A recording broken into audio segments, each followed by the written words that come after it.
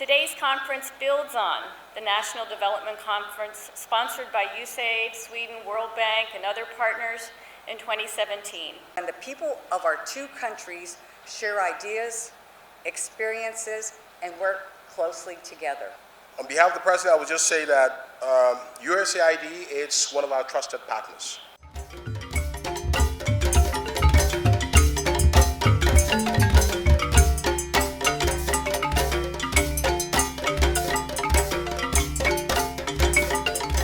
On June 27 and 28, 2019, hundreds of Liberians, including senior officials of the government and ordinary citizens, gathered at the Monrovia City Hall for the second Liberia Development Conference, organized and hosted by USAID Liberia in collaboration with the University of Liberia. Held under the theme Implementing a Vision for Development and Self-Reliance, the conference focused on identifying pragmatic approaches to designing and implementing development strategies in the Liberian context, in keeping with the broad pillars of the Pro-Po Agenda for Prosperity and Development, the government of Liberia's signature development plan. The United States Ambassador to Liberia, Christine Elder, gave opening remarks. Today's conference builds on the National Development Conference sponsored by USAID, Sweden, World Bank, and other partners in 2017. That conference was Liberian-owned and Liberian-led. The overwhelming majority of participants were Liberians with deep knowledge of this country's development challenges and how to improve them. Together, these Liberians helped produce over 39 analytical papers that focused on specific development problems, such as promoting private sector competitiveness, barriers to universal health coverage, and youth empowerment. Those papers objectively analyzed the causes and effects of key development challenges and made concrete proposals of how to address them. This year's conferences focus us on how to implement those valuable ideas and many solid policy proposals that have been developed since that time.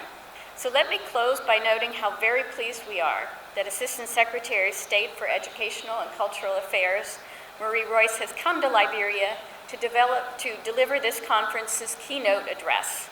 Secretary Royce leads and manages one of the U.S. government's most valuable assets, our international professional and academic exchange programs. The American people and the U.S. government value those programs because they are such important catalysts for innovation and dynamism of our higher education systems, our economy, and our society. The keynote speaker was Marie Royce, the United States Assistant Secretary of State for Educational and Cultural Affairs. And the people of our two countries share ideas, experiences, and work closely together. One of the premises of this conference is that Liberia needs to deepen its policy-making capacity and scale up its knowledge economy. Countries cannot afford to neglect their knowledge-based assets. Liberia's universities, colleges, and technical schools, some of which are the oldest institutions of higher education in sub-Saharan Africa, are the starting point for the knowledge economy. These institutions are educating your workforce for tomorrow. They are doing the research, compiling the evidence, and recording the history on which Liberia will shape its policies and also shape its values. The United States government is strongly committed to increasing cooperation among higher education institutions in the United States and Africa, including Liberia. We support capacity building of higher education institutions and systems in Africa through sharing of expertise, promoting expanded networks and partnerships, and deepening people-to-people ties. In this regard, I'm very pleased to highlight the Memorandum of Understanding recently signed by the University of Liberia and the University of Kentucky, which will support collaboration in the field of public health. We're helping to create this partnership through the Fulbright Specialist Program and the United States Speakers Program. So today and tomorrow, I hope your discussions at your conference will lead to a framework for collaboration information, and effective policy dialogue going forward. Please know that the United States government shares Liberians' interests in taking a rigorous and collaborative approach to governance, economic reform, and capacity building. I look very forward to meeting representatives like Liberia's knowledge economy during my visit here into finding ways to increase the academic and professional connections between Liberia and the United States. Thank you very much. The Minister of Finance and Development Planning, Samuel Twe, made remarks on behalf of the President and the government of Liberia. On behalf of the President, I would just say that USAID is one of our trusted partners. The United States Aid for International Development has a range of programs in health, in education, in agriculture, in governance, in many broad areas. And we continue to work in ways to ensure that our partnership improves the transformation of our country. We believe we are undertaking a journey to self-reliance together, because self-reliance is the only path that we have. We are quite aware of tremendous international support we've always received, but we need to get on the journey that we are reliant on ourselves in education and agriculture. And so USAID's vision of self-reliance, working with Liberia, is welcome. And we look forward to incorporating all of that into our agenda. Minister Twe then turned to some of the policy initiatives the government of Liberia will seek to pursue and implement over the next several years, including a land reform policy. In the area, for example, of land administration, thanks to support from USAID again and other partners, we now have a new land law. Land has been a challenge in this country. We look at companies like Sami Darby have had serious issues with land in the past, and we hope that we're able to administer the new land law in a way that resolves these constraints, open up the space for agriculture investment. And so we look forward to seeing if we can get more perspective on.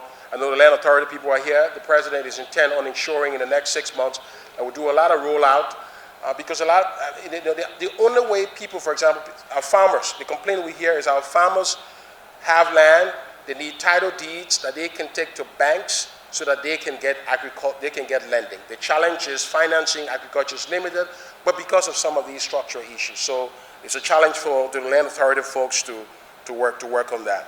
Public sector wage reform, the minister said, was also going to be another priority area for the government.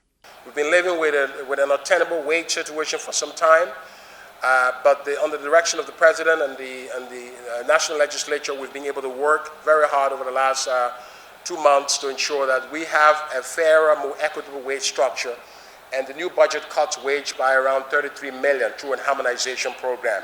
This is a massive adjustment that's going to be tough for a lot of people. It's a plea of the President and the government that we all have to be understanding during these difficult times as we do these adjustments. But the adjustments are painful so that they are gainful in the end. Because in the end, all of the analysis show that the path to recovery over the next several years will be robust once we do these adjustments. Fighting corruption, Minister Twe added, was yet another focus area for the government of Liberia. Governance, the President is committing to ramp up the fight against corruption, to ensure norms of governance are protected and respected. We're going to work to establish a fast code on corruption. We're working to give more powers to the Liberia Anti-Corruption Commission. All of those are part of what we're working with the International Monetary Fund through a new program to ensure that we get some relief from the fund. The relief is really going to help the country in its foreign exchange crisis, because we have a foreign exchange crisis where significant US dollar has left the economy, but importers still demand US dollar to bring in goods and to go to the parallel market. So the government is going to be rolling out new measures to do all of that. So we're bracing ourselves for quite some difficult time, but some interesting possibilities for turnaround. Minister Twe added that creating an enabling environment for private sector investment is important if the government is to succeed in its effort to revitalize the economy. Looking to work with development partners on not just the adjustment, but also on the whole business climate, the whole investment aspect of this. It has to be about new investment. It has to be about reducing the cost of doing business in Liberia. the cost of doing business, while taxes are lowest in Liberia, unfortunately, the cost of business in Liberia is also high. For example, in a meeting called by the ambassador of France with different shipping lines, we learned that it takes 4 days to clear a ship in Liberia. It takes 9 hours to do the same thing in Conakry. And one of the reasons for that is to say we don't even have a ship-to-shore crane. So prices are jacketing up because of some of that. So I think they're charging around $850 because of that absence. We're looking to address that and other hidden costs. So the point I'm making is that all of the high prices, not because of inflation or exchange instability, it's because there are other things happening in the economy for which people are moving. We're working through the Ministry of Commerce and the Economic Management team to really address these things. So all in all, tough economic times, but promising. We really look to our partners who have generously provided support to this government, to this country, and promise to do so. In this budget here, we have budget support of around $60 million from our development partners. We promise and commit, and I hope I make the commitment on behalf of the President to meet all of the structural benchmarks that we are enshrining in the program with the IMF, so that we have the confidence, continued confidence of our international partner. We don't risk their budget support, and that we continue to move to attract revenue, attract new investment, and at the end of the day, I think this country will rise again, will shine the true color of Liberia. Thank you very much. With the keynote speech and opening remarks over, the conference broke up into various panels that centered on 3 broad themes: implementation in a challenging macroeconomic context, institutional reform for policy and implementation, and micro-level sectoral challenges. Each of the themes featured various panels. Let's begin with policy implementation in a challenging macroeconomic context and its panel on resource mobilization and development financing. Dekonti King-Saki, the Deputy Commissioner of the Liberia Revenue Authority, led that panel's discussion of tax policy reforms and administrative efficiencies in tax collections. The goal being to look at various ways in which the government can increase domestic revenues. Commissioner Saki started off by focusing on what can be done to enhance enforcement proceedings against delinquent taxpayers. We also look at other specific policy intervention for the domestic resource or mobilization. We have, of course, as part of our enforcement, there will be times that we have to go to courts, and so we need to speedily adjudicate cases. We also need to redesign our enforcement and penalty regime, and we need to leverage options for example, garnishment. So if someone is indebted to the Revenue Authority and there's been all of the persuasive methods of getting them to come to the table and make settlement, and it's a challenge, then we need to look at more legal enforcement to enable us to collect the revenue. Ms. Saki said the LRA, the Liberia Revenue Authority, is looking at what can be done to make actors in the informal sector of the economy more tax compliant. We also need to look at taxing informality. We have a lot of people who are doing business in Liberia, but those persons are what we say under the tax radar. And some of the challenges that they have is, again, accessing this finance that was just spoken of from our earlier speaker, and to get some of those businesses into the more formal sector, there has to be a full strategy to get them to access more financing, but as they get those financing, then they become more easier to tax, and that will help us to expand the base. If this strategy works, she said, it could generate huge increases in tax revenues. If the government and the partners jointly work together in investing into this strategy, the strategy has the potential above and beyond what we are already collecting as revenue over the next 5 years, using what we call the optimistic scenario. If all of the policy interventions are followed, we're saying that we have the potential of generating about $1 billion more US dollar into the economy above what we are currently with our revenue. And that will put us on average of about 307 million annually. But that's the most optimistic, and all of the intervention required may not be attained. And so, being very, very conservative, we're saying at least if we implement this strategy, we should be able to generate an additional 100 million on average annually, in addition to the revenue or base that we have right now. Attaining this goal, Ms. Saki said, will require investments in more innovative tax collection tools. So, for example, we talk about having more innovative tax administration tools. We're looking at expanding our current electronic filing to having a more integrated system. Such a tool that will make it easier for the taxpayers require investment in actually acquiring the tools and deploying them. So the need for investment into this strategy is critical. And we're saying that over the 5 years period, somewhere around 79 million will be required to expand your potential of generating about $1 billion. And we think that looking at the cost to benefit ratio, it is a necessary investment that the government as well as partners can definitely look into investing in. The panel also discussed innovative financing. What innovations can be put into place to give Liberians access to credit? Nicholas Timothy Smith of the World Bank led the discussion and talked about innovations adopted by the bank in connection with a loan program designed to help the government provide lending to Liberians. What this did was provided $4 million for the Ministry of Finance to provide financing for banks and for microfinance institutions to provide them additional liquidity to on-lend to micro, small, and medium enterprises. But the program did something else in addition to providing liquidity. And so liquidity is a helpful intervention.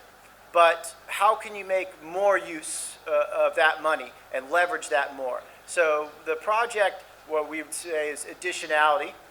What did we do besides just providing liquidity? Well, what the project did was it first put a cap on the loans for $50,000 US. And as I said earlier, I'd put forth that that's innovation. Why? Because we know in the financial sector in Liberia, for banks, for instance, a small loan is like $200,000, $300,000. So, and with the current microfinance regulations, microfinance institutions are capped at $7,000 US. So, if banks are lending up to here and MFIs are lending down to here, there's a huge market segment that's not getting financing. And you're not going to have economic stimulation and business growth without access to capital. Capping the loans at $50,000 allowed banks to reach this huge segment that was not getting financing. What the project did is it capped the loans at $50,000, and what it resulted in was helping to bring the banks to lend downstream and to develop products to cater to the small and medium enterprise segment. The point is that simple changes to the way banks lend money can have profound effects. And so when we talk about innovation, it doesn't have to be some kind of crazy technological innovation. Innovation is contextually specific, and it was, I think, a really good example of how, simple interventions can basically, just by putting in place simple rules, which weren't too palatable at first. If any of you were at those first couple consultations, there was quite a bit of uproar about doing loans for $50,000. But I think what we saw is that the banks actually benefited from this, and we hope to see them to continue to develop this market segment. Mr. Smith also spoke of the need to bring efficiencies to the lending sector and to do away with redundancies that produce wastes and increase the cost of lending for all. But a big problem in the development communities, a lot of different donors have their own lines of credit. We're equally as guilty of it. And then so you just have this wastage because of the administration of one fund, the administration of another fund, then you have government programs with all different types of different restrictions. And so our hope is that this could actually kind of form an effort and create one fund. So if donor A, B, and C in government want to put money to stimulate the economy, and whether they want to pick particular windows, agriculture, general enterprises, they could go into this fund. So you reduce the wastage from the, every donor and government having different programs, and then you actually have a pot of money there. Another useful innovation he spoke about is the use of what he called movable collateral and development of a movable collateral registry to facilitate lending. You know, the Liberian financial sector, if you want a loan from a bank, you need title deed to your land, as the minister just noted, and often with taxes paid for that. And that's a prerequisite. And how many people have a title deed to their land with taxes paid for it? And so the movable collateral registry enables people to register assets like cars or maybe something like inventory to basically use that to securitize your loan. So if you want a loan, I don't have title deed, but I have 2 cars and I have some inventory, and I can use that, and that can be taken by the financial institution in the event of default. So again, it may seem like to some of us that's a pretty straightforward intervention, but for Liberia, that's innovation, right? That's something that's different from the status quo. So what are we trying to achieve? Are we trying to achieve these pie-in-the-sky ideas? Are we trying to develop concrete solutions that are, not too expensive to actually help advance, access to finance and financial inclusion in the country? Right now, you cannot receive a loan on your phone. So if you've been to Ghana, you've been to Kenya, you can receive a $5, $10 loan for a market person to basically buy inventory, go buy more fish, and then repay that in 1 or 2 days later, right? Some people do not need a $100 or $200 microfinance loan, right? They just need small loans to help them with the sort of their inventory.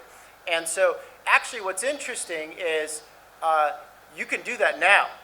And there's demand from it from the financial institutions, from entrepreneurs.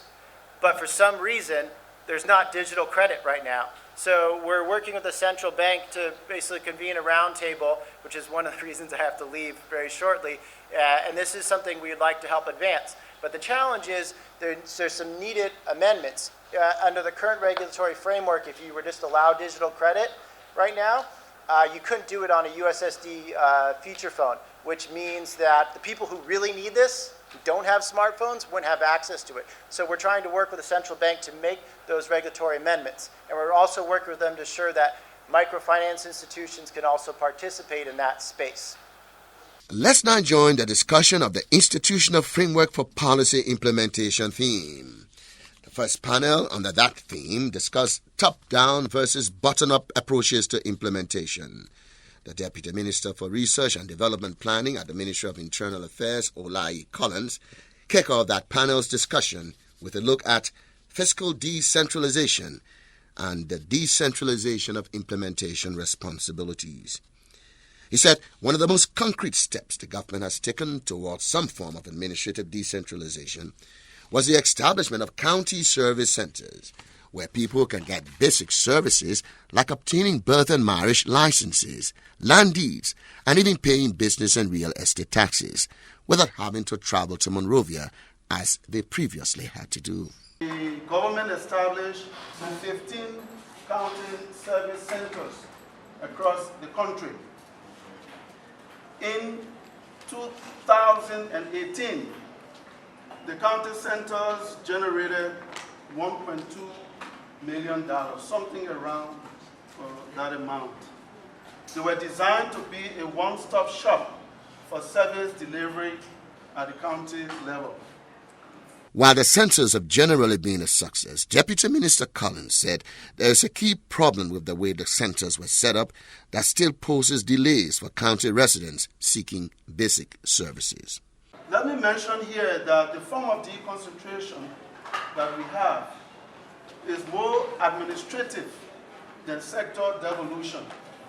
This means that because of policies that are in place, at the county level, we begin the processes for service delivery. But those processes have to be concluded in Monrovia. So for example, if I needed a marriage certificate, a traditional marriage certificate, I will begin the process in Grand Bassa, but to get the final authority and signature to that document, it has to come to Monrovia for the minister proper to sign.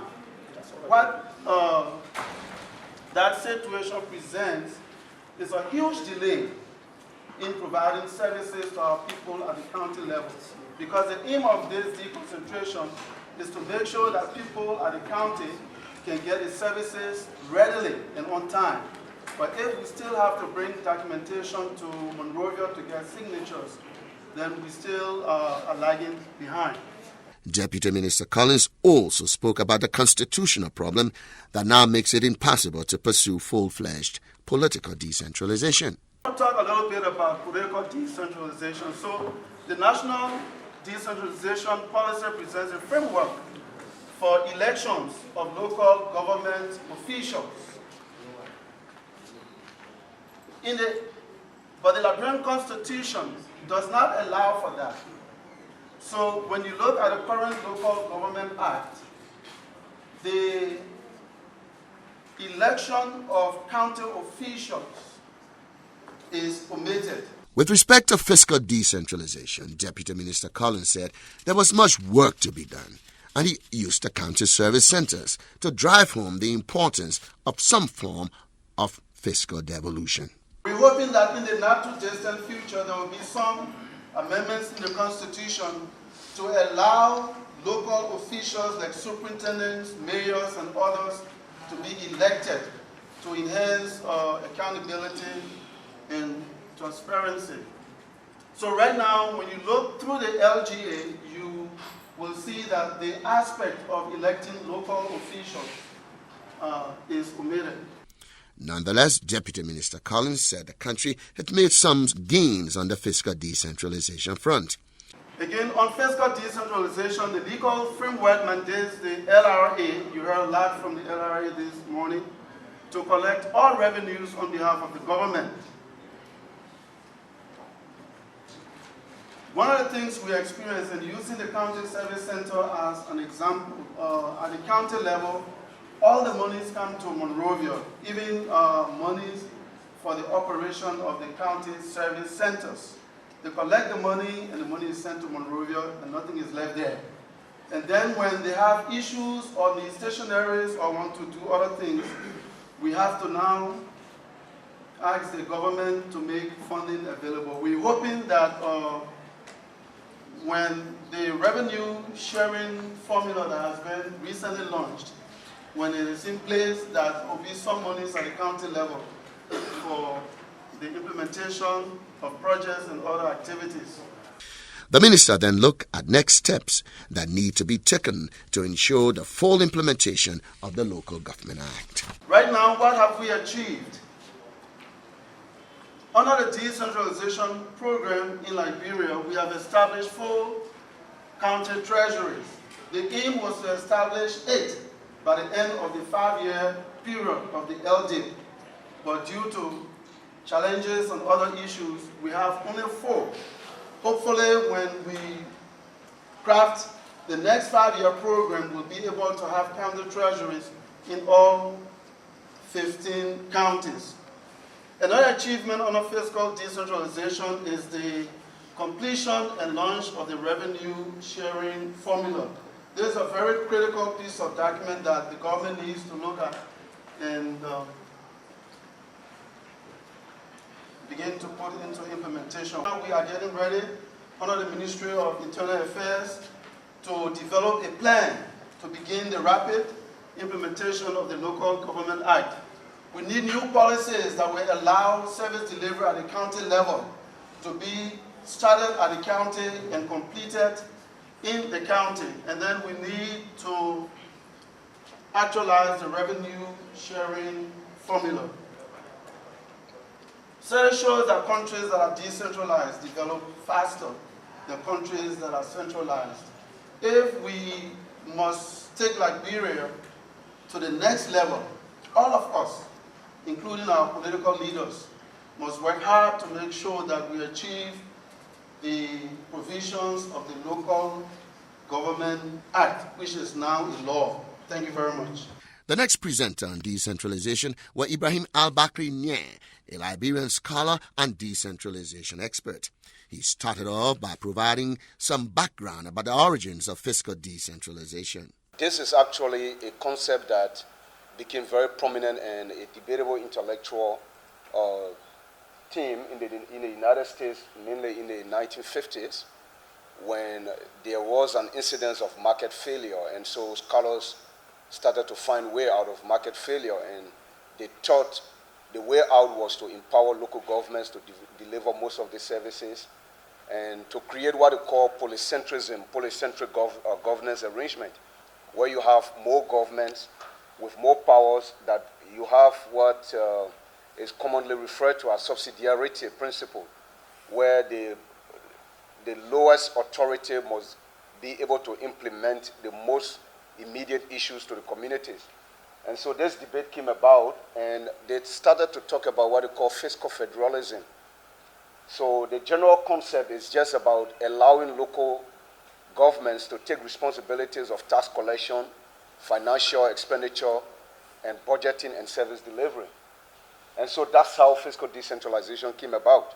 Yes, said it will come as a surprise to many that Liberia had fiscal decentralization many, many years ago. Yes, we had fiscal decentralization in the 1800s, and most of you will recall this was a commonwealth before becoming a republic. And when it was a commonwealth, the three counties had the leverage because they were, before becoming a commonwealth and a republic, they were independent sovereignties by themselves. And so they had some administrative structures in Grand-Bassa, in Maryland, in Sino, and in the colony of Liberia here in Montserrat. And so they were allowed to collect taxes, they were allowed to implement their own budgets. And even when we moved to the status of a republic in 1847, they were also allowed to continue to do that. And the leverage they had at the time that the central government could not assume full control was because of the infrastructure and communication challenges. But moving forward to the 1904 mainly, when President Barclay launched his plan of interior administration with the intention to claim more territories and stave off the British and French imperial powers, he decided to centralize, at the same time deploying district commissioners, some of whom at some point were American military officers. So we actually have... Near said today, we are far from a decentralized state. In 2014, there was a study done by Anwar Shah and Ivania from the World Bank, and this study was about assessing the state of decentralization in the world.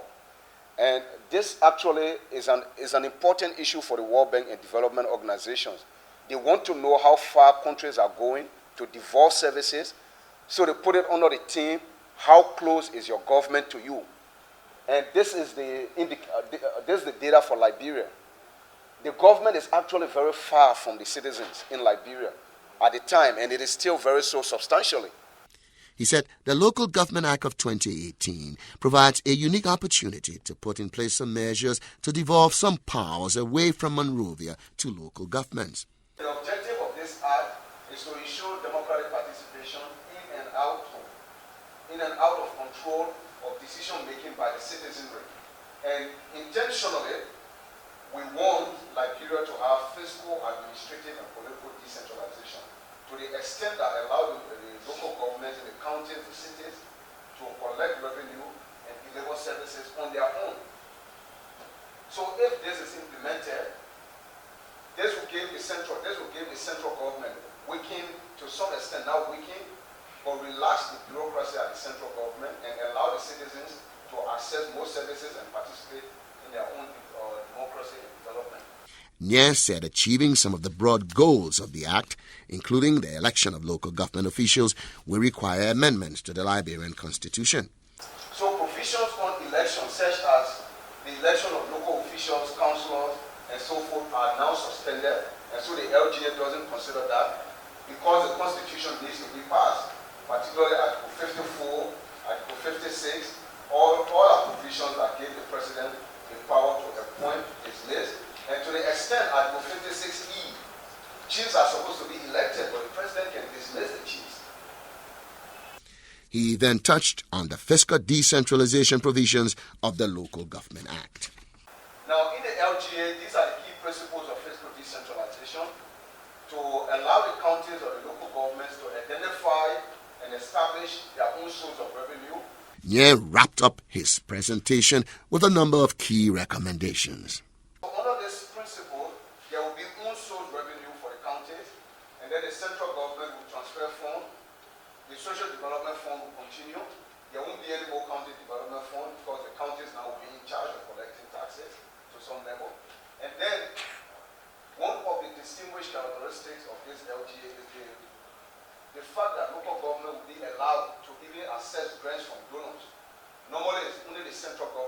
accesses grants from donors and development partners.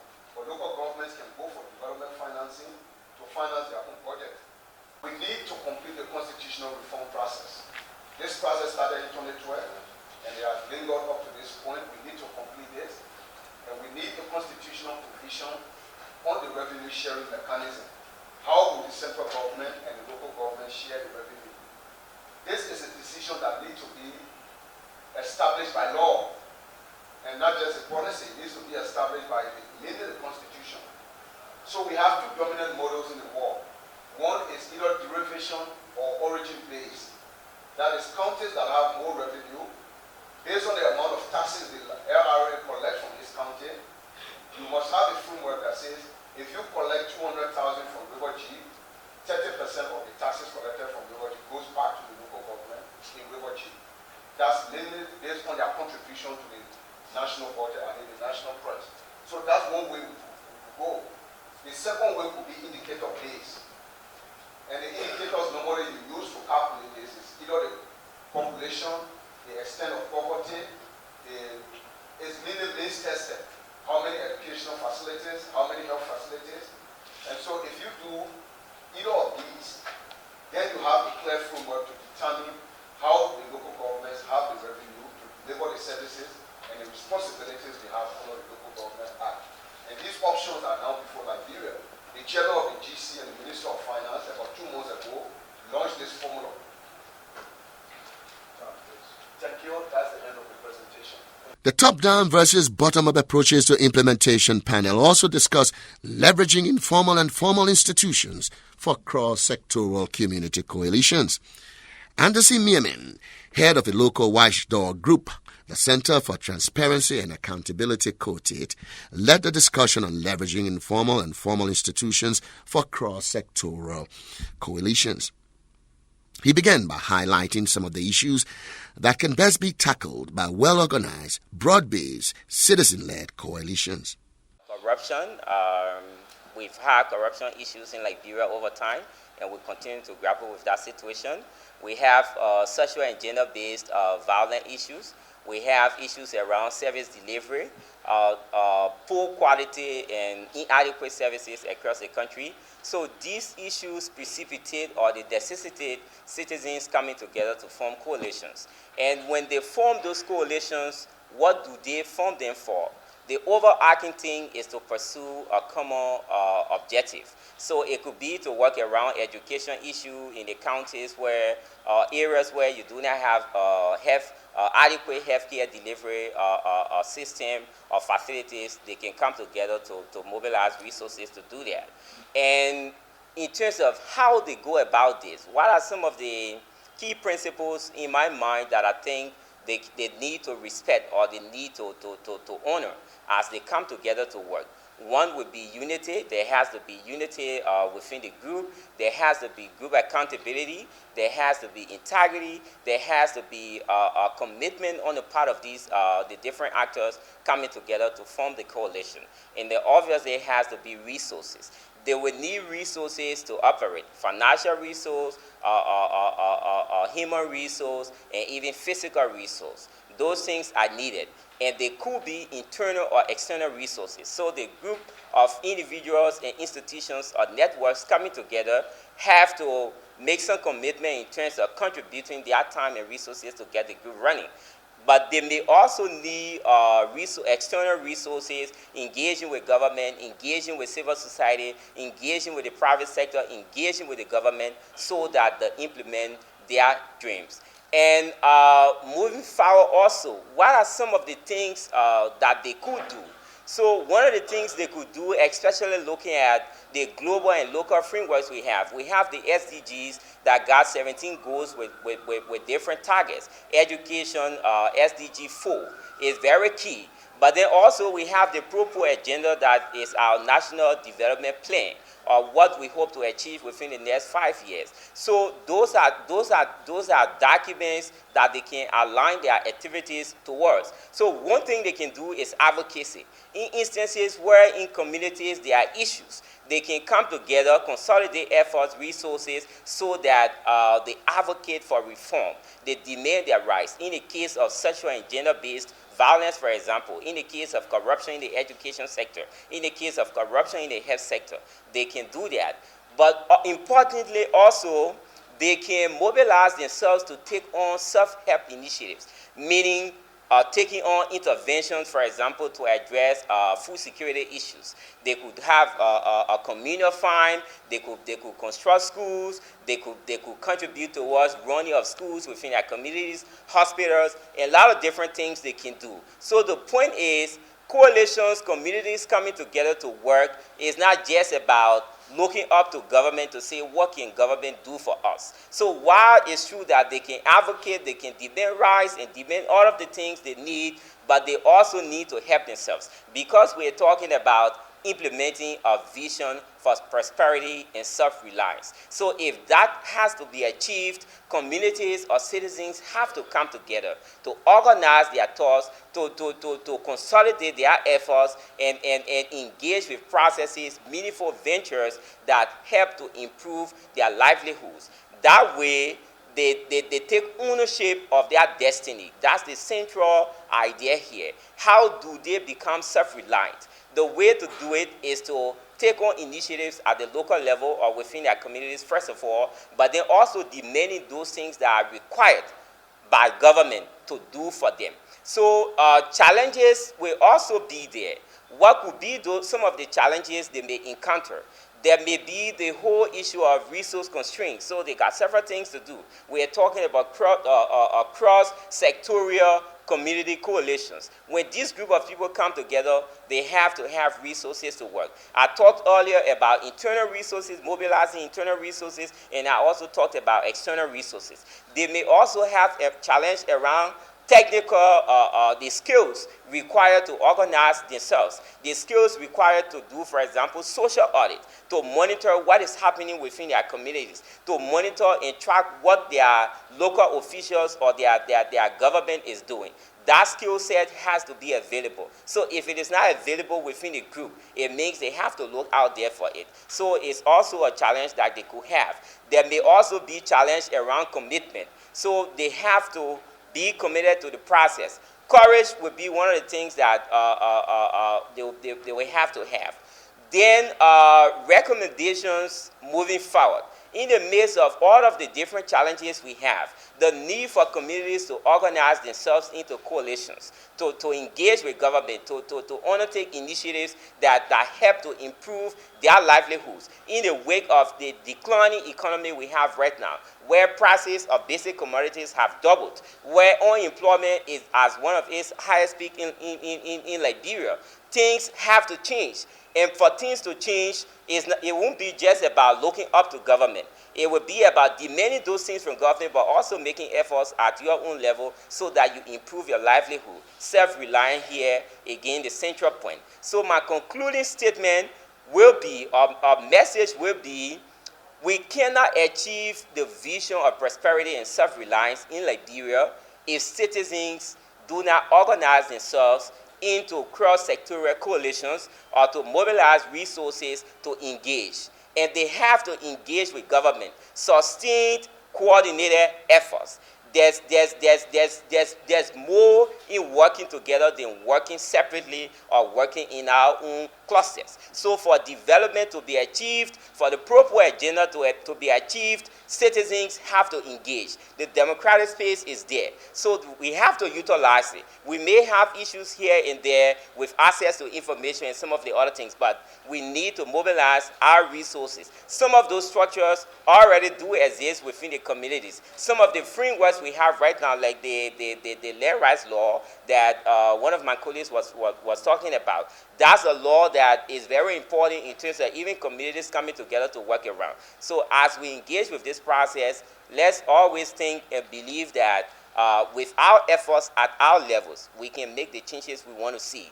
But then also engaging with government, obviously, that has the responsibility to preside over our resources. Again, we're talking about decentralization, but that's the structure and the framework we have right now. We are hoping that we can give more leverage to counties, to communities, so that they make decisions around how their communities and their different institutions are governed, and move away from the centralized regime that has not really worked for us over time. Thank you very much. Let's now join the panels under the macro-level sectoral challenges theme. This theme featured a panel on health and WASH sector challenges. Dr. Rose Macaulay kicked off the discussion on health and WASH sector challenges with a presentation on the opportunities and challenges inherent in building a resilient health sector. She said one of the key challenges confronting the health sector is the lack of trained medical doctors. Looking at the number of or the proportion of doctors to the population, Liberia was one of the lowest, if not the lowest. The good news is we have moved beyond that. At the time when that document was developed, it was estimated that there were only 45 doctors in country. Today, we can boast of having at least 300 plus doctors in the country. And the other good news is that over 60% of those are Liberians. So that we can build a system. She said despite the improvements, Liberia still faces a critical doctor shortage. Accordingly, the Ministry of Health has focused on training medical personnel to help fill the gap. The ministry identified 5 key priority cadres of health professionals to target for improving. The community health workers, you can see there, you have the community health workers, you have midwives, you have physicians, and so forth. Ms. Macaulay said the ministry's plan for training medical personnel provides opportunities for those seeking to help Liberia develop capacity in the health sector. Development partners can use the plan to determine what area they can contribute, whether to support the training of specialist doctors, or the training of midwives, or the training of physician assistants. So there is something that development partners can choose from. The University of Liberia, through the College of Health Sciences, is today using this platform or this plan to engage with training institutions so that they can improve their curricula to be able to meet up or to be compared with other institutions around the world. Dr. Macaulay said Liberia's healthcare sector faces another major challenge in addition to the need for trained medical personnel. The other challenge in the health sector is the underfunding of the health sector. In 2011, again, the Minister of Health and Social Welfare developed a health financing policy. And at that time, it was estimated that 51% of health care costs was borne by the individual out-of-pocket health funding. Today, the estimate is that over 80% of health care is out-of-pocket. So with this high out-of-pocket expenditure, particularly in the public sector, can we continue to maintain the policy of free healthcare delivery? When we say it's free, it has become unaffordable for the majority of people who we really want the services to be free for. Because if individuals have to go and buy the medication that they need, it's no longer free. If the individual has to go buy gloves for the health facilities to use to examine their patients, it's no longer free. So let us rethink what we mean by free health care.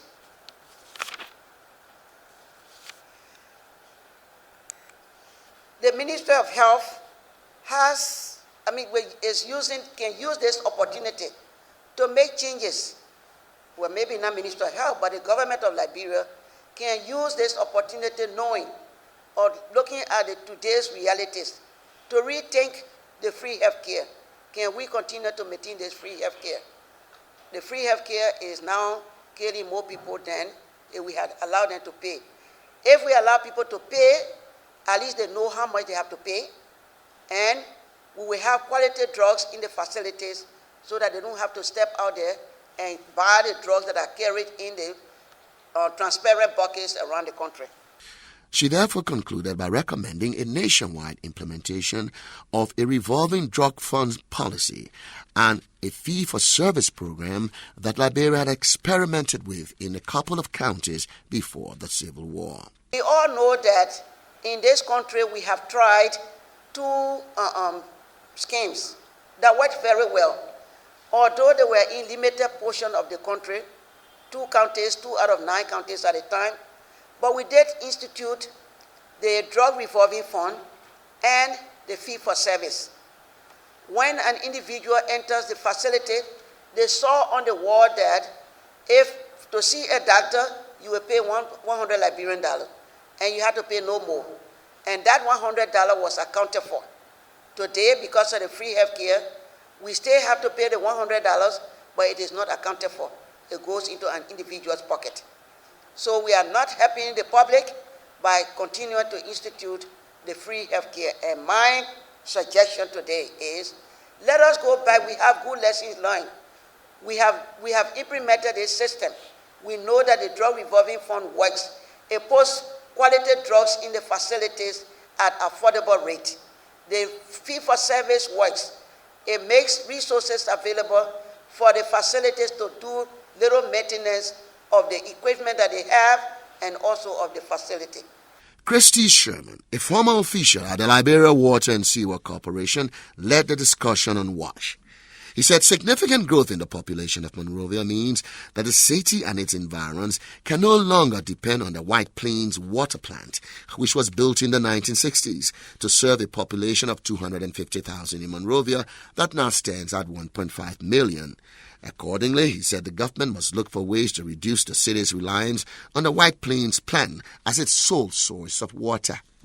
We look at an area like Plainsville, we have a huge aquifer, aquifer is like a well that we can tap into. So instead of you tapping off the line, water coming to Monrovia where the people in Plainsville need water, we build up a system right in the Plainsville area, and it supplies the whole of Plainsville and probably parts of EAWA.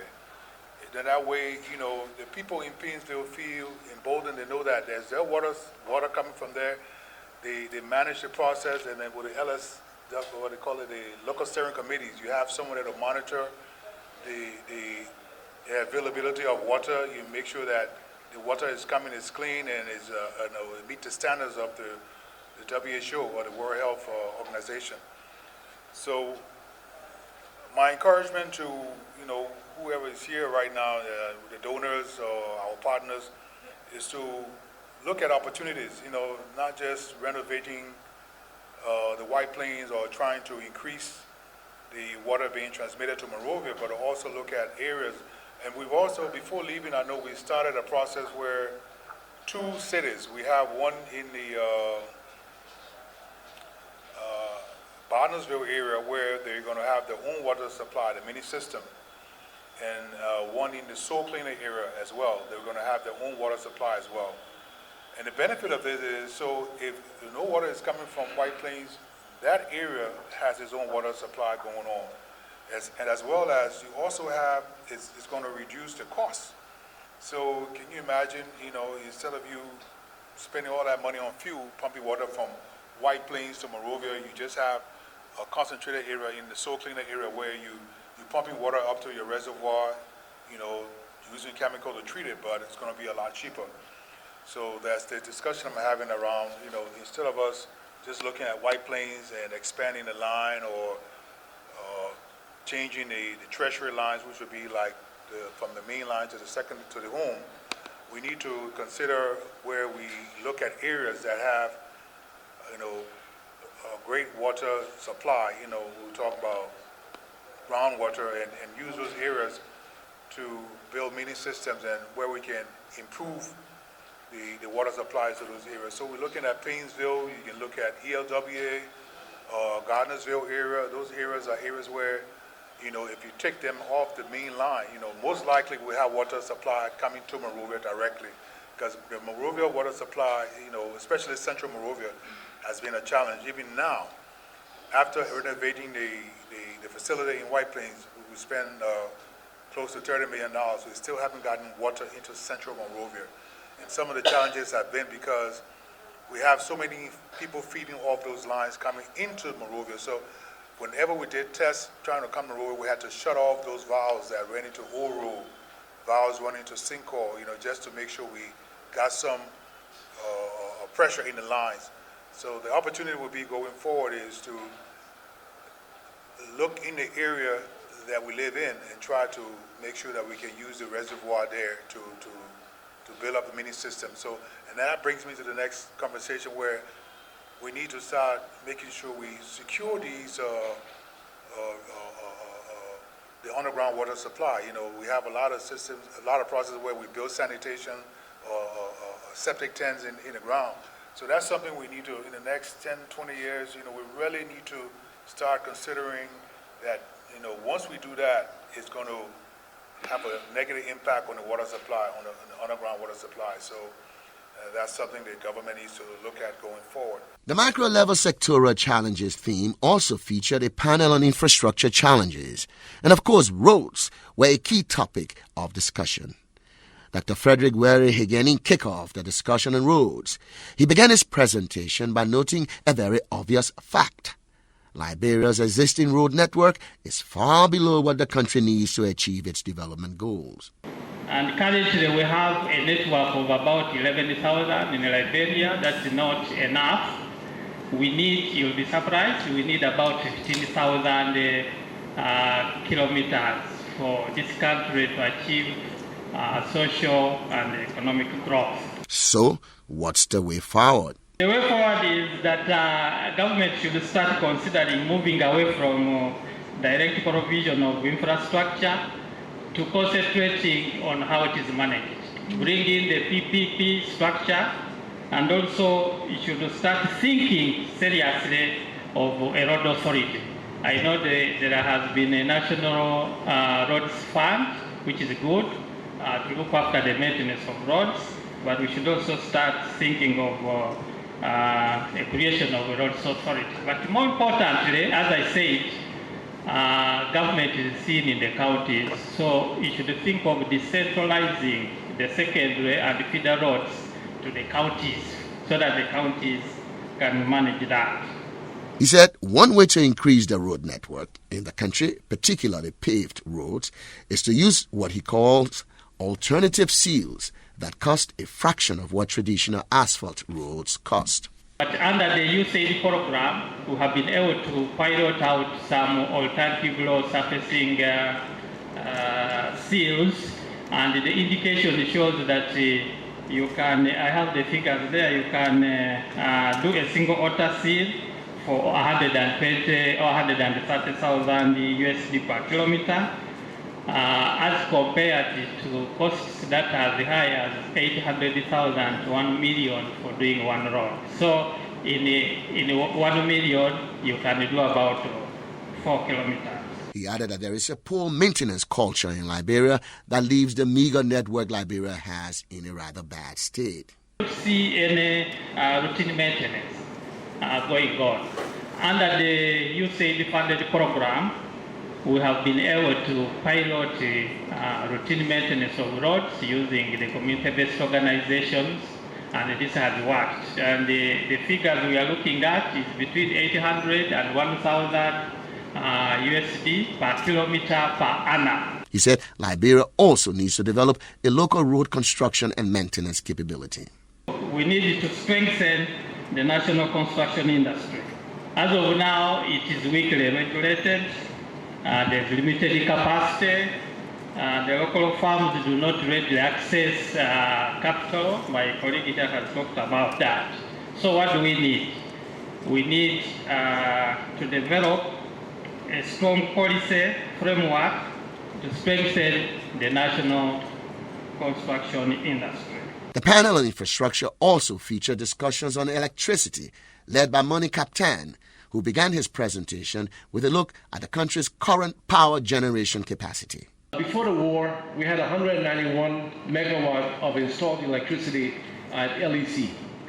After the war, that 191 megawatt reduced to zero. By 2014, 22 megawatts was installed at LEC, mainly diesel electricity. Currently, we have 136 megawatts installed, 88 of which is from hydro. And being that the hydro is from a source that is a run-of-the-river plant, only 15% of that is available during the dry season. So what do we have planned? We have planned about 27 megawatts out of a regional transmission line called the CLSG. So if you add that 27 megawatts to the 136, we have approximately 163 megawatts of electricity installed. Projections up to 2030 is that we'll need about 280 megawatts. That will leave us with a gap of about 117 installed capacity megawatts. But of course, it's more than that because in the dry season, we only get 15% of what Mount Coffee produces. So you're looking more at 177 megawatts gap. Captain then laid out the challenges confronting the electricity sector and its ability to generate enough power to meet demand. Our principal challenges, generation. I just mentioned that we do have a gap. We have 117, actually more in terms of the electricity gap up to 2030. That has to be provided for. If we don't fill that gap, we'll do load shedding. That's the only way we'll be able to survive in terms of meeting electricity needs. The second challenge is transmission and distribution. We're very limited, as most of you know. The grid is basically in Monrovia, and even within Monrovia, we have major transmission and distribution gaps. So we need to do some work in terms of developing our T&D, not only in Monrovia, but throughout the country. Electricity tariff is another major challenge. Affordability. 1 kilowatt hour is 35 cents. And on top of the 35 cents, we add 10% GST, sales tax. The average in Africa is 14 cents per kilowatt hour. So you can see we're about 150% higher than the Africa average. We have a long way to go to make electricity affordable in Liberia. Customer ease of access is another major challenge. Most customers complain that they cannot get access, legal connections. A lot of that is due to the lack of LEC capacity in terms of their logistics capacity, connection materials, manpower. As a result, those who get electricity, get connections, normally have to go through informal channels, and that opens the door for corruption. So you have lack of connections, you have corruption affecting customer access. We need to do something about that. The next challenge is power theft. 62% commercial losses Liberia incurs, LEC incurs right now. If you put a monetary value to that, that's about $4.26 million a month. So imagine if we can reduce that power theft rate, that savings can go towards reducing the tariff and giving Liberia a more affordable tariff rate. So we definitely have to do something about power theft. The government presently has a bill before the legislature, and the intent of that bill is to reclassify power theft towards away from a misdemeanor to a second-degree felony. We're hoping that that will have an impact in reducing that. The last challenge is LEC's capacity. As you all know, LEC was dormant for quite some time. Currently, we have a foreign company managing LEC trying to build its capacity. So without an effective public utility that has the management skills to provide the services LEC, we really would have challenges. So that company right now is carrying out what we call a tandem management program, where they're training 18 Liberia managers to be positioned to take over LEC's management in the near future. Captain also looked at opportunities for sustained growth and improvement in the electricity sector. So what are the growth and sustainability opportunities we have? Well, we need to fill the generation gap. Gus talked about the new electricity law. That new electricity law has taken away the monopoly rights from LEC, which means that private investment can enter the market, can enter the sector. So instead of LEC trying to find money to fill this gap of procuring additional generation infrastructure, private companies can come in, make that investment, sell the power to LEC, and LEC will then resell the power to the public. So that reduces the burden for CapEx on the part of LEC. So private-public partnerships, such as independent power producers, would be one of the key avenues for filling the generation gap. Secondly, we're definitely going to need donor partnerships in expanding national access. That means your grid, your national grid needs to be expanded, has to go beyond the current boundaries. And that's quite challenging. Getting private investors to do that is very difficult, and I think that's where we need very strong donor partnerships in terms of transmission and distribution. We also need to shift generation source to more renewable energy. We need to be thinking about the future. We cannot stick with thermal. Thermal is too expensive. We need to go towards electricity sources that are more affordable, that are renewable. So solar, hydro should be the mix that we should be moving towards. Competition through regulatory regime. This is the MD of the regulatory regime. Hopefully it will create the kind of conducive environment that will promote investment, promote competition, and that way we get more value for our money. So we hope that that can happen. Of course, we want to see an increase in economic activity, because when you increase economic activity, the capital is there to pay for the services. So investors are not investing into a market that doesn't pay for the services, that it becomes an attractive investment proposal. Lastly, we also have the opportunity for access to regional markets. I mentioned the CLSG, the regional transmission line. That's going to be important. If we get to the stage where we have excess electricity, Liberia will be able to sell electricity on the CLSG line. That means whatever excess we have, we can sell it to Sierra Leone, we can sell it to Guinea. Currently, we are going to be buying from Cote d'Ivoire because they have excess.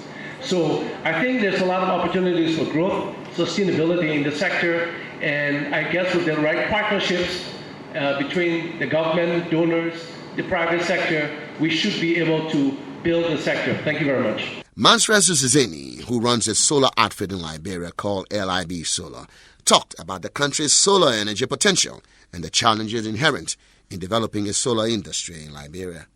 The grid will never reach all the rural communities. So there has to be a solution for these rural communities, how they can get energy. One solution could be the solar energy. LIB Solar since last year has installed 100 nanogrids all over Liberia and reaching to close to 4,000 households. Each household pays $8 against this system. LIB Solar does not sell energy. We try to empower the rural communities that after a time of 3 years maximum, they take over the ownership of these nanogrids. The limitations there are that the Liberian weather and the Liberian climate poses challenges. One of the challenges we have faced is lightning. We have lost several systems even though they had protecting on it. Another challenge is power theft. Not all the people are honest. Another challenge is we thought initially, for instance, that we could supply 24-hour current. Coming up in the end, that we can supply 14-hour current because our system has to be simple and small in a way that it is affordable. Because people in the rural areas do not have big money that they can afford a real big system or so. Maybe some of them can. So we offer a solution. In the beginning, the people get like a tier 1 electricity. They have 3 lights in their house. They can charge phones. They can play a radio. If they want to, we can extend the system to like a tier 2 situation that could have a fridge, a ventilator, a television. But in this case, it becomes an individual system and is more costly. The nice thing about this LIB Solar project is part of the components, we assemble them here in Liberia, meaning the supports and the cage for the solar system, the junction boxes are all made in Liberia. We bring in the components like solar panels, batteries, and electric lights.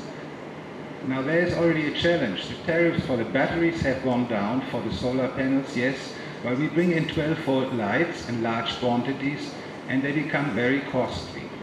Now we have a problem. In these 3 years we have to maintain a warranty for the user. So if the light spoils within these 3 years, the LIB Solar company has to replace it. this is, if the tariff would be lower on the components, there could be easier way to access for solar energy for the end user. This is something to consider. Okay. And I think that's the main thing to say. I want to present a little bit better this solution. Why did we opt for nanogrids? Because we thought that it is the most affordable solution. Even though generally the tendency goes towards what they call pay-as-you-go pico systems, each household gets a small system and then pays by mobile money or whatever, small against it. What he receives is more costly compared to what a nanogrid can deliver to him. The limitation of the nanogrid is the community has to work together, which again for our company is a winner because we are dealing not with individuals but with the community. So the community, knowing that after 3 years they take over ownership of this system, have an interest that this thing functions. LIB Solar also offers an incentive. A community that pays 5 times on time gets 1 month for free. So they pay earlier for the system because for us naturally it is important that we get our investment back. Important in this is a privately financed project. So there is an investment that really has to work. We are condemned to success. It is not that we have a donor where we can go and say, oh, sorry, we only distributed 3 lights, even though on the plan we said 1,000. No. We are answerable to people. We have to deliver result. There is a big difference compared to most other projects. And also, it is a challenge for us to maintain these systems. As I said initially, one of the challenges is power theft. Now on a nanogrid, if somebody steals electricity, I have to send, or an electrician has to go in the village and check all the lines. The man will be busy at least 1 day before he finds the house or the hut where people have tapped onto the energy. So it is a little bit challenging in running like 100 nanogrids over Liberia, but on the other side, the people get more value out of it. They get 14 hours of light, whereas with most pico systems, they would have 4 or 5 hours of light maximum. Thank you for your attention. Augusta Guano of the Liberia Electricity Regulatory Commission talked about how to improve the electricity sector by making the market more competitive and targeting big consumers. What has happened over the years, there has not been any strategic approach to focus on the quality and reliability of the system at LEC. That is the issue. So once there's competition, you will see that will change. And also the current approach has focused more on reaching out to small users.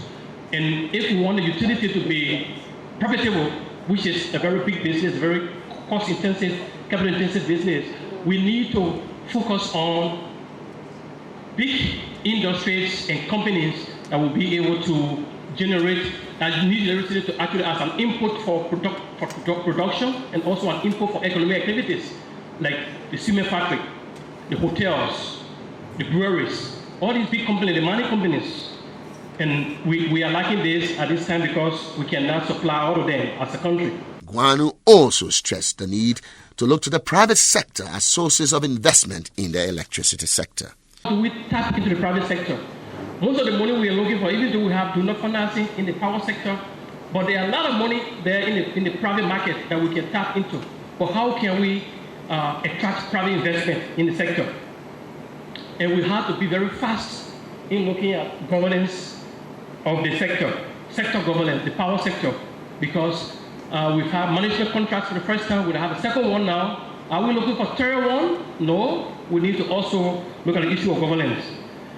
And also the issue of low economic value. Most people think that power is just for entertainment and everything, but you can be involved in the productive activities, productive uses, into income generation, into activities that will create more jobs. Guanu wrapped up his presentation by looking at how Liberia can overcome the challenges facing the electricity sector. We overcome these challenges. There's a need for integrated resource planning. What do we mean? We have to have a mix of different inputs to make sure that we can sustain our generation capacity, because electricity is a very capital intensive, and we also have to make sure that we pull together all the different resources to make sure that we have a balanced generation. Increase our firm capacity. As I said earlier, how do we increase that? By getting involved in more generation, like for instance, we are bringing the cross-border with Transco CLSG, and they have to also help to increase our generation capacity. As I told you, prior to the war, LEC is currently at 66% of its pre-war capacity. And how do we even reach 191 megawatt to even go beyond with the current demand? So it means we have to also undertake critical infrastructure investments, that is more transmission and distribution. It's good that we have different projects, like the 3 corridor project, the CLSG, and the cross-border. But there's a need for us to actually interconnect these different things. Like for instance, USAID support to LEC is bringing power from Ganta all the way to Banga, and to Phoebe, Cottington, and SKT. And then we have to attract private investment as well. And the most important part is the issue of a credible regulatory system. If we don't have the credible regulatory system in place to audit the different parameters, we will not have private sector coming in to invest. And finally, we have to commercialize the sector. The electricity sector has to be commercialized. It is not a welfare-driven initiative or donor-driven. It should be donor-driven, but it should be profitable so that we can be able to generate more money and invest more in the system. That's the way to go. Thank you. The theme on macro-level sectoral challenges also featured a panel on addressing special challenges, vulnerable populations, and food security. Ms. Carolyn Brown Bora was the panel's key person on the issue of social protection and food security for vulnerable populations. She said the Liberia Feminist Forum, which she co-founded, and other women's rights organizations in Liberia, did a gender and feminist analysis of the 4 pillars of the Pro-Po Agenda for Prosperity and Development, the National Development Strategy of the Liberian government. Her presentation centered on the results of that analysis. Realized there were a number of limitations. So one of the first limitations was that there was no women's rights or any gender analysis that was conducted. It was merely from an economic perspective. Secondly, development inequality is not as same as gender inequality, and this they did not take into account. The problem analysis that was presented within the proposed development agenda did not have a theory of change. So there's a problem analysis without a theory of change. And then also a context was presented, right? But across the pillars, we also realized that there were inconsistencies in the data that was presented, so that it did not align to all the sectors or all the pillars. Other issues that we want to flag is in terms of the intersectional issues and the potential missed opportunities.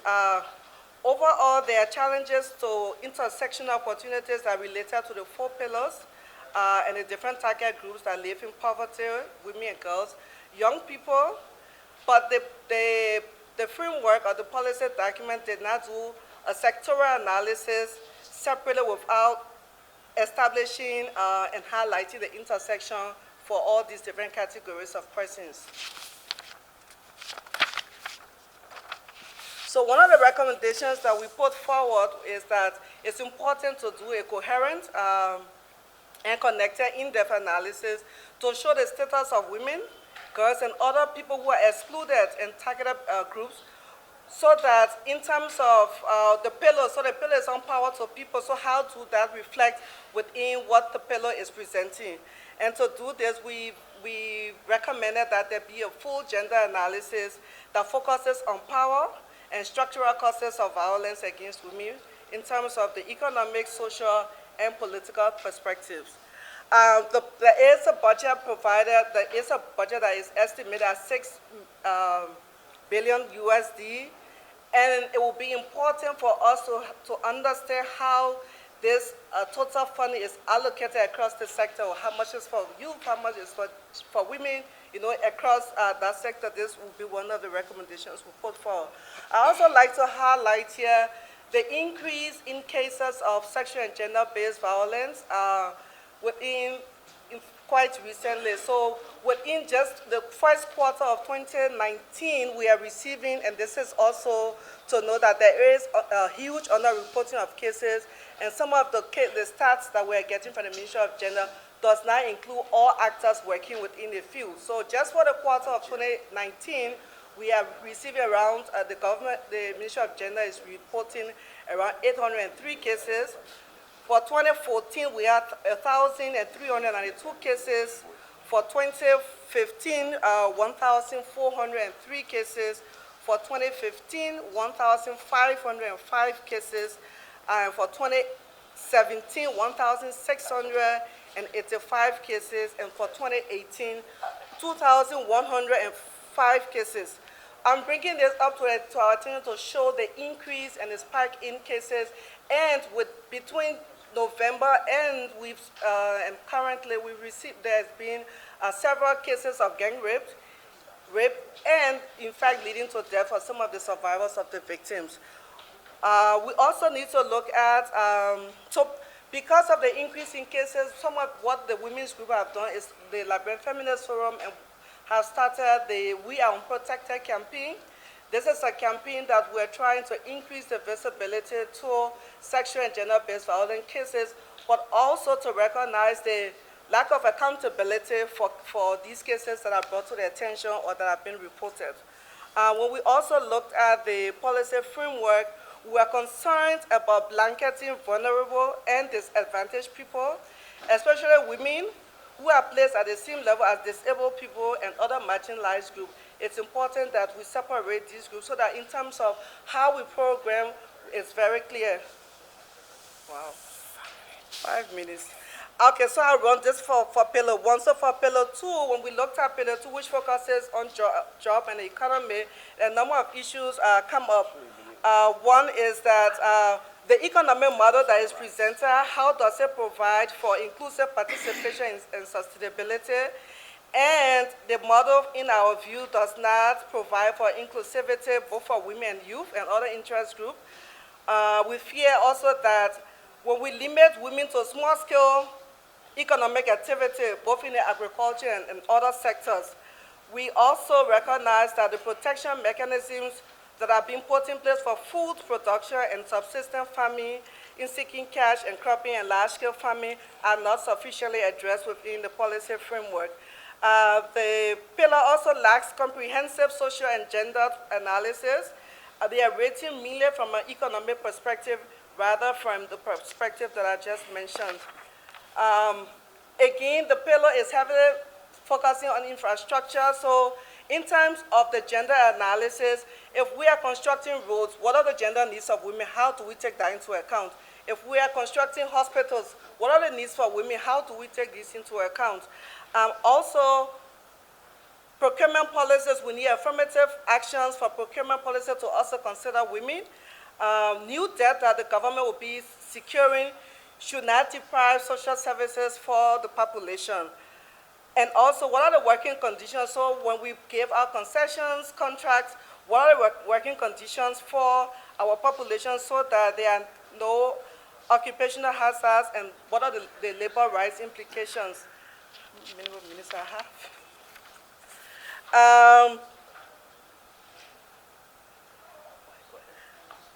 So for concessions, when we award concessions, how are we awarding it to include women and other communities? This afternoon there was a discussion about the community land rights. Also, how does they interplay within such discussion? And also, it's important to consider the role of women, especially rural women, as farmers, as producers, and as processors, and as caretakers.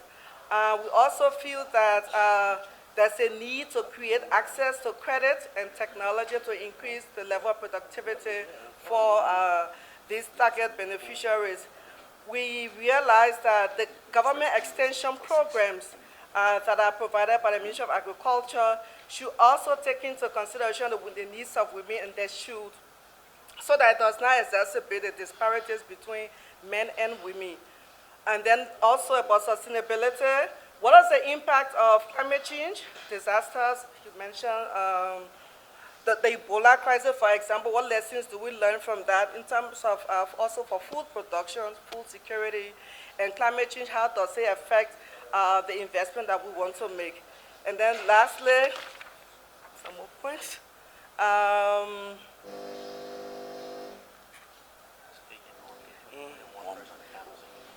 Yeah, but you just.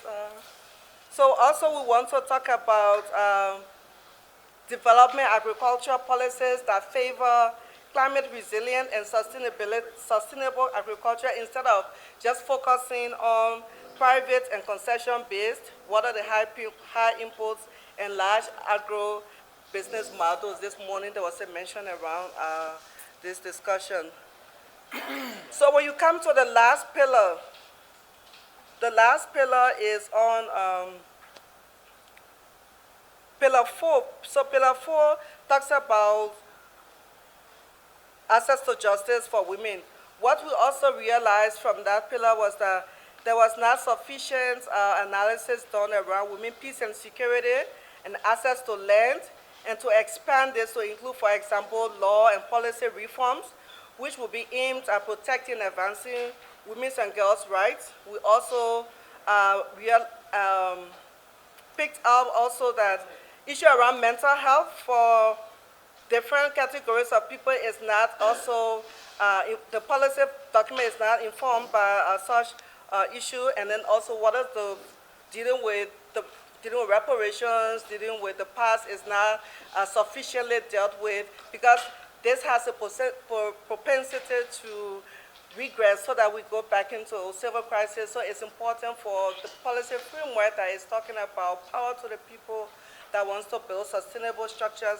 How do we deal with the war issues? And also, how do we expand the services of security sector? Because one of the biggest challenge we have is around the access to justice. So you do have a number of reporting of cases, you do have women coming forward to tell their stories, but there is impunity, and some of the reasons are many. There are structural weaknesses, for example, police are challenged with logistics, the courts does not function, the courts are not decentralized, so you have one circuit court in a particular region, and certain cases are to be held in a particular court. So all of these create challenges for, in terms of accessing justice for women who come forth.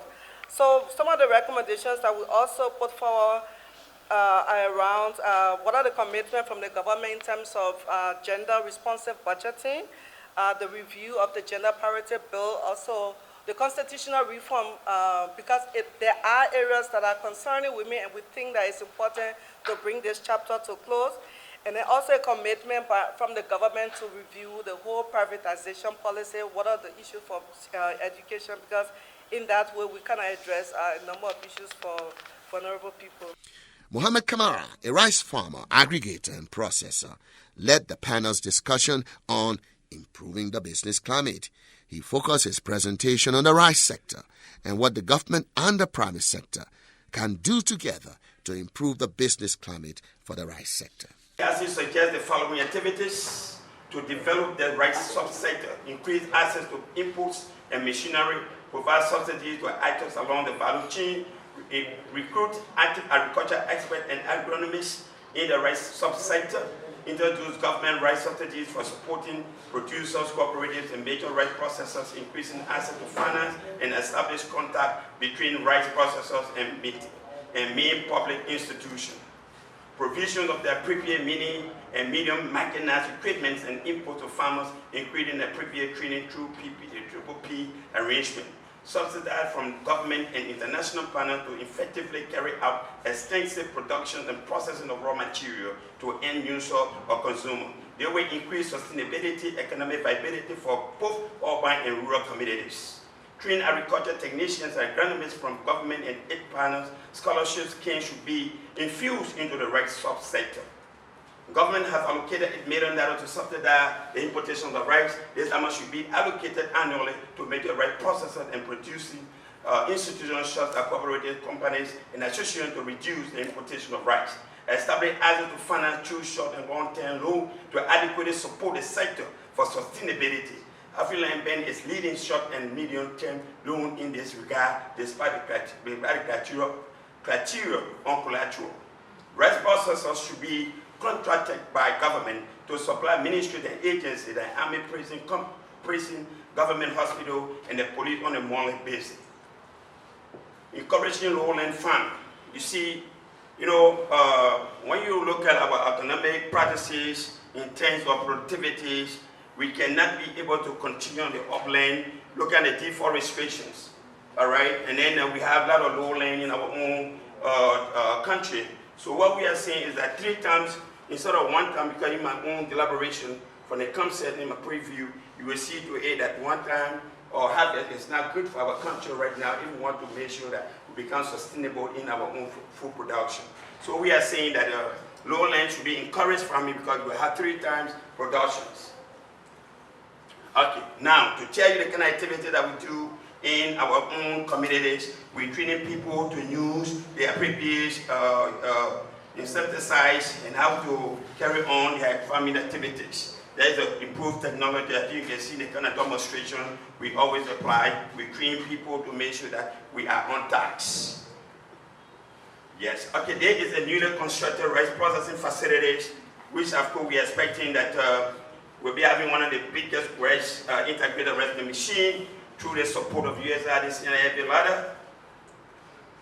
You see, as I told you, we introduce mechanizations on our own left, but you can see the kind of practical thing that we're doing. And you look at it, because that's what we're using on the upland, and we're trying to see how we can try to involve in irrigation 60 to make sure that we get 2 or 3 times harvest per year. Then you can see the lowland, you see the kind of economic practices that you can see both men and women have been trained to carry on the kind of tax and the kind of expectation we deserve and try to feed our country. There were several other panels under the various themes that discussed a range of interesting topics and put forward sound policy recommendations. For example, under the Institutional Framework for Policy Implementation theme, there was a panel that discussed the role of faith-based initiative in fostering development.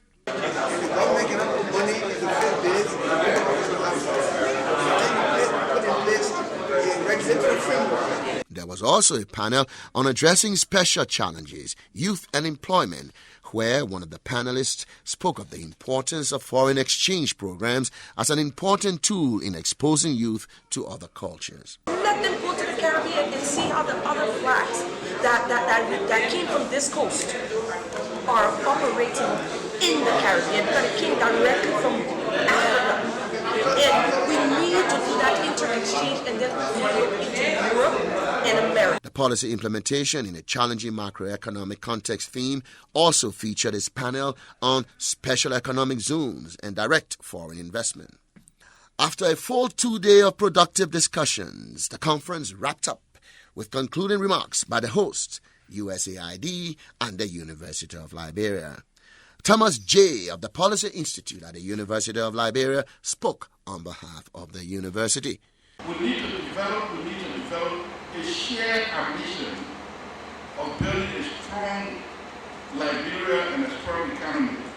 We need to look at a bigger picture to forge a sort of national alliance for sustainable development, and this is the only way that these dialogues that we are having can yield the desired results that will lead to growth and development. This is very, very important because in most cases we tend to be too partisan in many of the things we talk about, when in reality we should be looking at Liberia as the political least common denominator that will determine what we do in terms of going forward. So over the past few days, we'll see that if taken forward can help us, but you need the political environment, you need the political will to be able to take this to the next level. And I thought that message needed to be struck home, and one of the things that was missing, particularly in the discussion this morning, is that yes, we talk, I agree, that is fantastic, but I didn't hear anything on human capital development, something that I'm very passionate about. I'm a product of the University of Liberia.